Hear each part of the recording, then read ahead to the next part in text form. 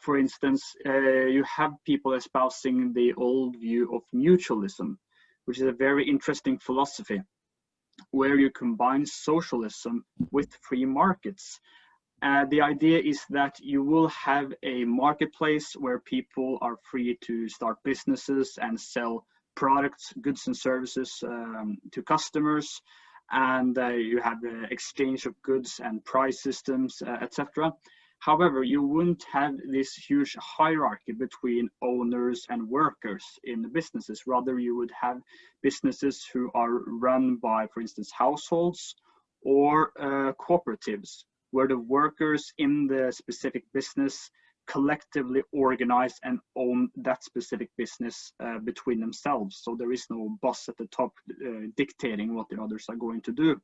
So you would still have a market system because all of the businesses are exchanging goods and services to a price, but the businesses themselves are internally organized as workplace democracy, some would say.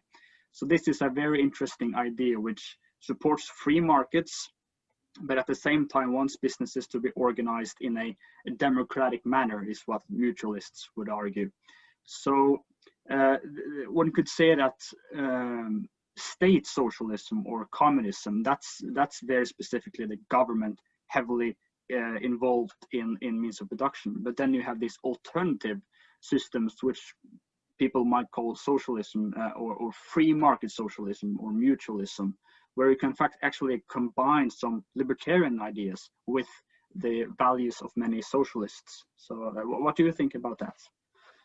I think it's interesting. There did come a couple of questions into my mind. And I think the main question is, like, how does it work with the ownership? So for example, if I start in my garage, I start a small shop, like whatever, I repair cell phones. And then I keep buying more tools and repairing more cell phones. And then at some point I hire, or like a friend comes and helps me. And then at the end we are like 5 friends and we are repairing cell phones.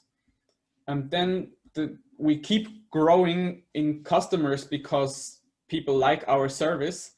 And so we keep getting more work, and then we start taking in more people. As in the free market, you would say we would hire people to use our tools to repair cell phones.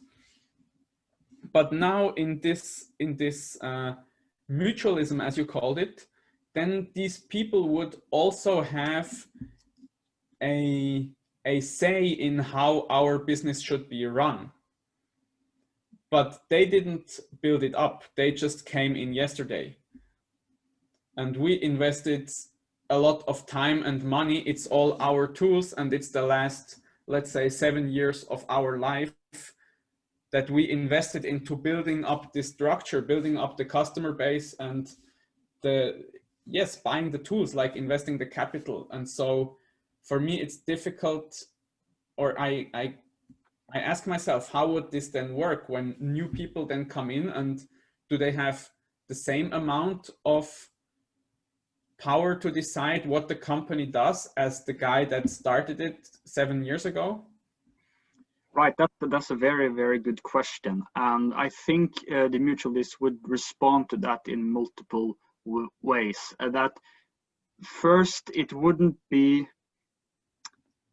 the case that new people who are getting into the company years after they started and it's growing exponentially, for instance, that they would have a huge, you could say, economic power behind them. So if you and your friends, you are having this company, it's growing, and let's say you decide to hire more people in this mutualist system.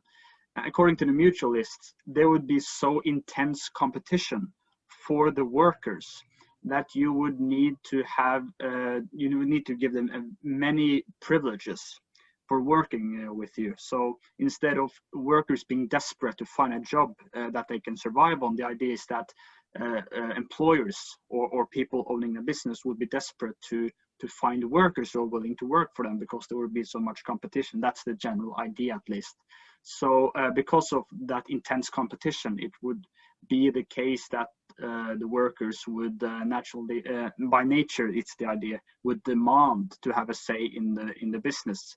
And if they cannot have this say in how the business is run, then they wouldn't work there in the first place. That's the idea, because many mutualists agree with other socialists that workers desire to have a say in their company, that to be just a wage earner, that sort of that limits their freedom. So they want to have this power. And in a market where there is massive competition, you have a strong incentive to give your workers a say in the business, or else they wouldn't go and work for you.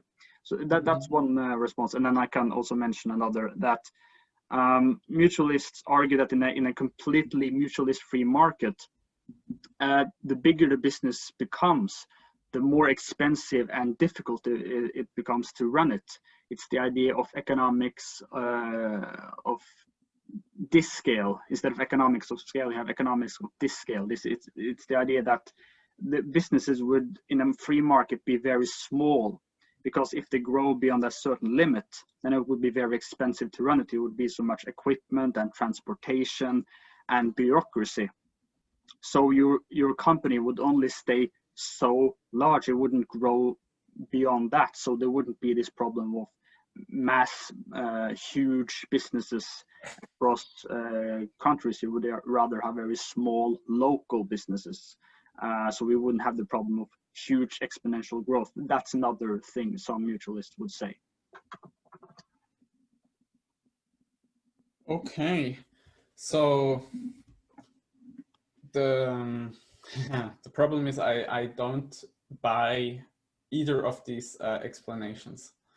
So, because of course, if there is a situation where there is very much work to be done, so employees or just workforce is very much wanted, then it is true that the employee has a very good basis of negotiation. And he can then say, I will only come and work for you if I get a say in what the company does or how the company is organized. But I don't think this is, you can assume that this will always be the case. So I think for the mutualist system to work, that's just my feeling at the moment. Tell me what you think. I think for the mutualist system to work, there has to be some kind of law, basically, that says whoever works in any association has a right to give his voice how this association should be run. So we would have basically a different definition of property in the basis of it, which is everybody that works with something, like some object, is simultaneously also allowed to say up to a certain degree what should happen with this object. Exactly, that's a good point. And one critique I would have of the mutualist idea is that I wouldn't necessarily agree that workers in general would desire to have a say in their business. I think there are many people today, and there might perhaps always be people who simply just want to go to a job, just have a paycheck, and that's the end of it. Many people wouldn't really want to have huge influence into how the business is organized, because then they would have lots of responsibility. They would need to take care of bureaucracy, and there's a lot of, as I said, responsibility involved in participating in the governing of a business. So I think we need to accept the fact that there are many people who are just satisfied with going to a business and just doing whatever they are told and then getting a paycheck, and they don't want anything more than that. Now, some workers want more than that, and perhaps they want to be entrepreneurial and have a say, etc. But I think we must be aware of the fact that people are different. Some workers desire some things and other workers desire another life situation. And this critique is rather at the core of the socialist idea, I would say.